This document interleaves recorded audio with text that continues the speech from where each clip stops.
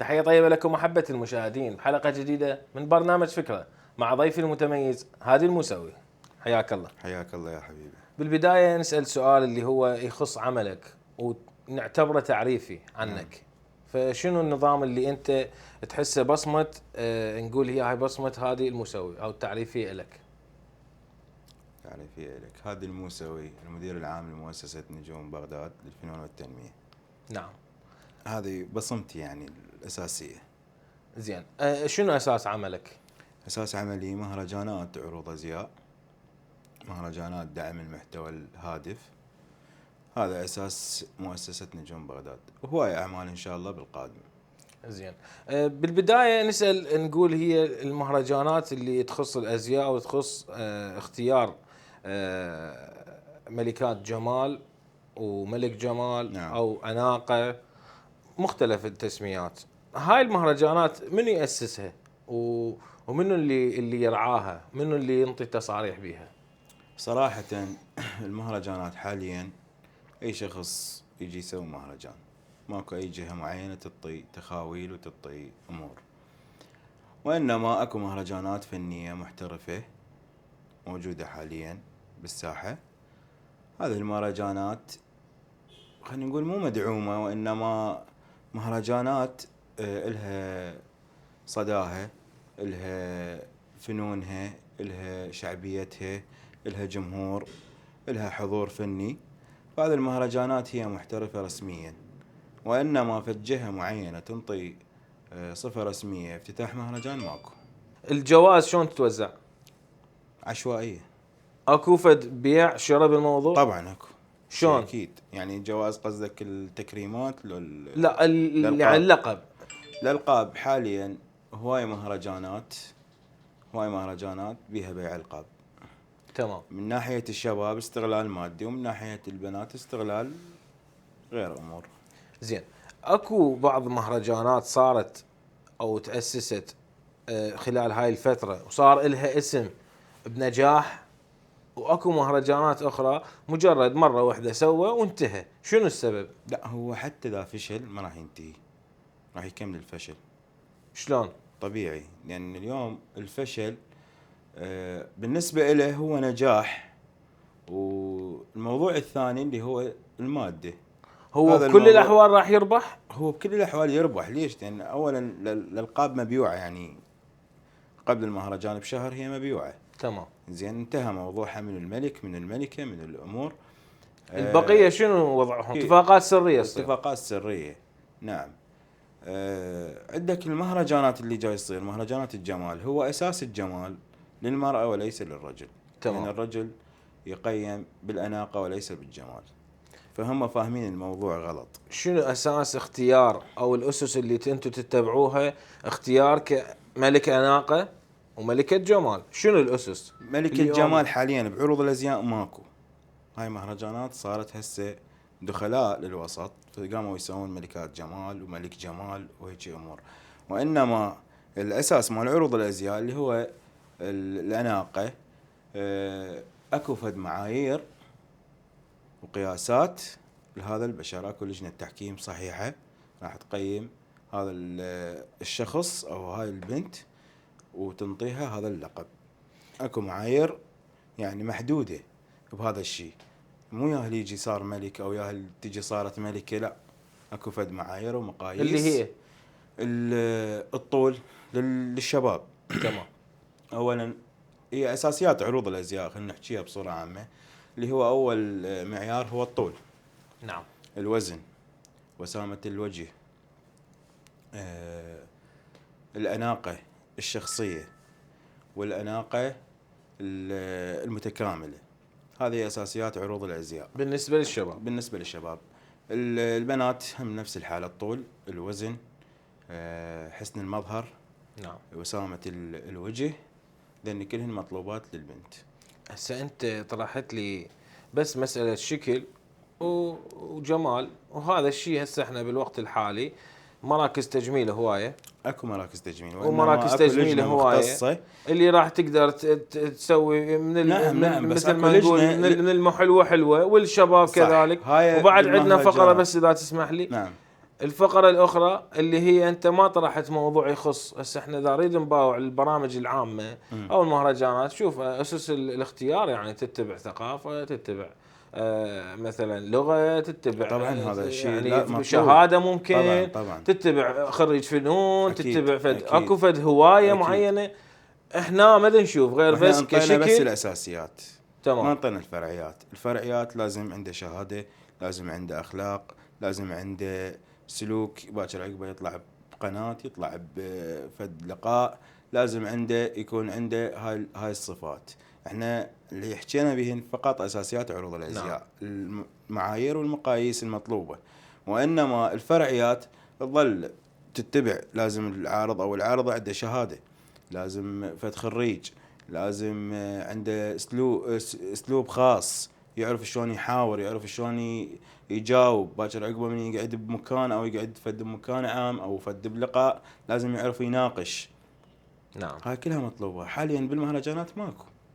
انتو اصحاب المهرجانات نعم أسستوا فئة جديدة بالمجتمع، اطلقتوا عليها أو هي انطلقت عليها بلوجر، فاشينيستا، عارضة أزياء، ملكة جمال، ذني دخلا بمجال الفن، الإعلام، مسلسلات، مشاهير، إعلانات، وهم أساس إلهم ماكو، لا هم اللي خريجين ولا هم اللي أصحاب محتوى نعم ناجح ولا هم أصحاب فد طرح يعني مثل ما نقول هادف، ماكو.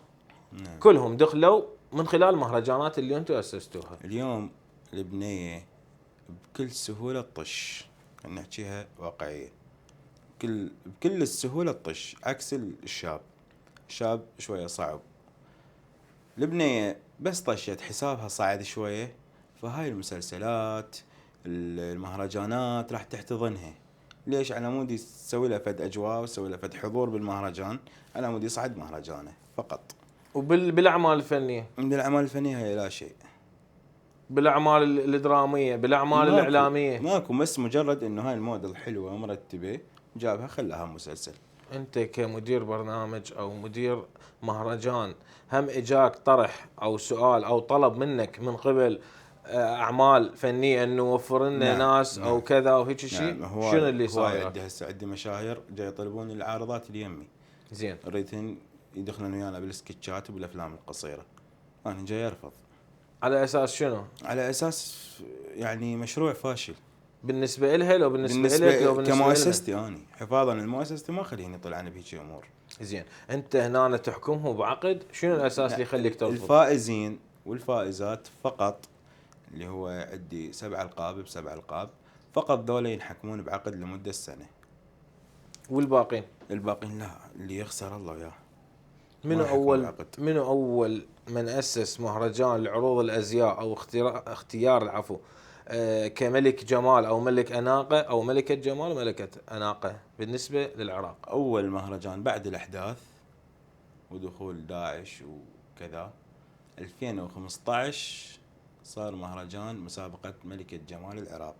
نعم. للأخ أحمد الليث، اللي هو من عندها بعد تفرعت عروض الأزياء، ملكات الجمال، مهرجانات التكريمات، التكريمات الشخصية والتكريمات الفنية والأعمال الدرامية وهاي الأمور. صارت المهرجانات حاليا سنة 2023 و24 و25 صارت فوضى كلش قوية بالمهرجانات.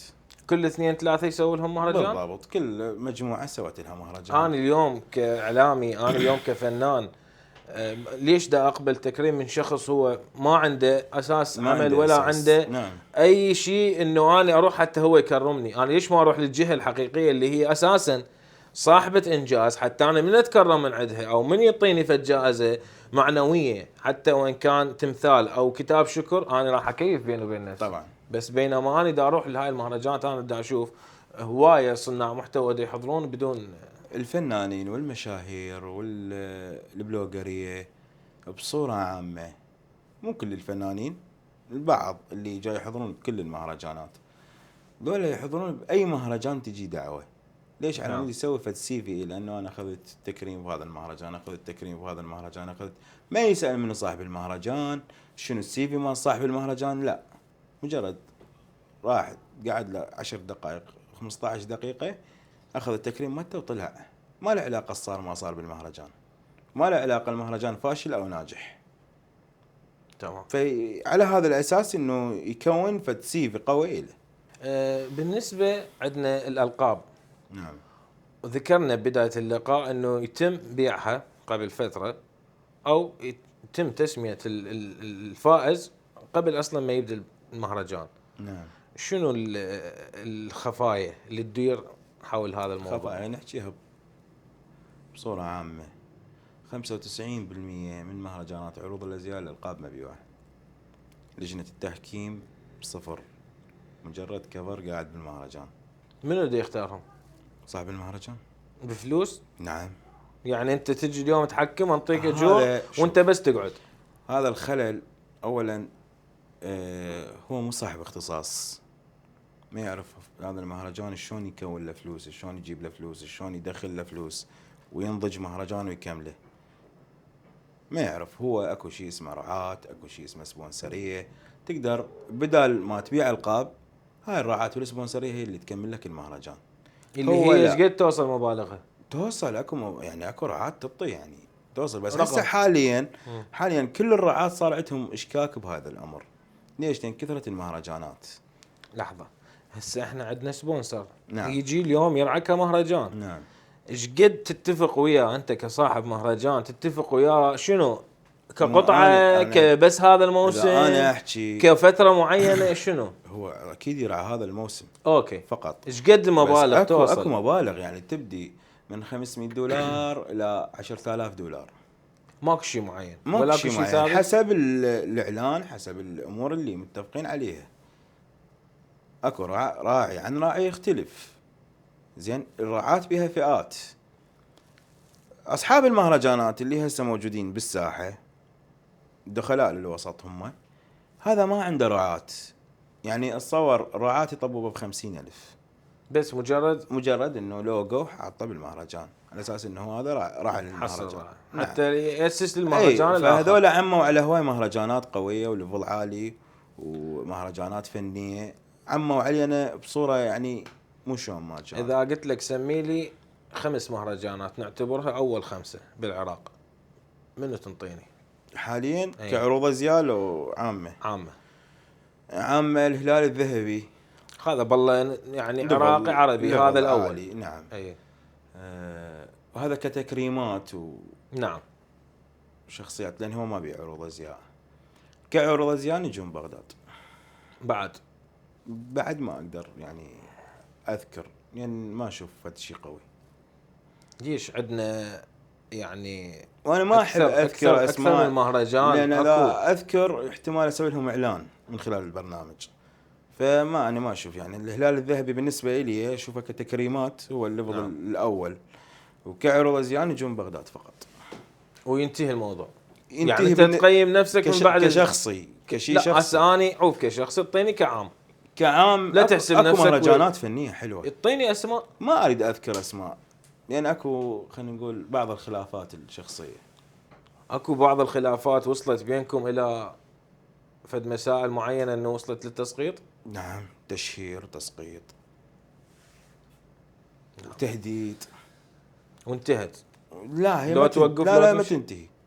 لا ما تنتهي. اليوم الشخص الناجح لازم عنده اعداء، يعني اذا ما يكون لك اعداء فانت فاشل. بالنسبه عندنا قلنا بيع الالقاب وهاي المشاكل اللي تصير. اريد اصعب موقف مر على كمشارك او متشاركه وصار من خلاله انه بيع لقب وما حصل اللي هو يريده. يعني موقف هو صاير قدامي. اكو بنيه انطت تخم مال ذهب سعره 9 مليون دينار عراقي، وطلت له بالمهرجان. المهرجان راح يعني باعه واخذ فلوسه. فبيوم المهرجان جت تمول اللقب اللي هي متفقه عليه. يعني هي اشترت لقب مقابل هذا الذهب. نعم. وبالتالي هم ما جت بيوم المهرجان ما حصلت اللقب اللي هي تريده. واكو مهرجانات يعني هذا زين شويه ماخذ هواي ذهب وكذا. اكو مهرجانات يعني اعرفهم شخصيا بكلمه احبك يعطيها لقب. ها. مجرد تقول له انا احبك علاقات وابتزاز. لا هي مجرد بس. الو تحبيني، قالت لا إيه. احبك، اعطاها لقب. توجها ملكه وصارت وصعدت. وتصير وبعد إيه، كذلك هم كلمة تصعد. احبك فقط. كلمه لاصحاب المهرجانات. اتقى الله، اتقى الله وخلوا الله بين عيونكم، لان هاي الشباب خطيه، واحنا ما دام شباب حق الشباب على الشباب، لازم ندعمهم، لازم نوصلهم للهدف اللي يردوه. نورتني يا حبيبي النور نورك، وكانت حلقه جدا رائعه. في الدول عمرك. شكرا لحضورك. شكرا لك، وشكرا للكوادر خلف الكواليس، وشكرا لقناتكم الموقرة. شكرا لك يا حبيبي.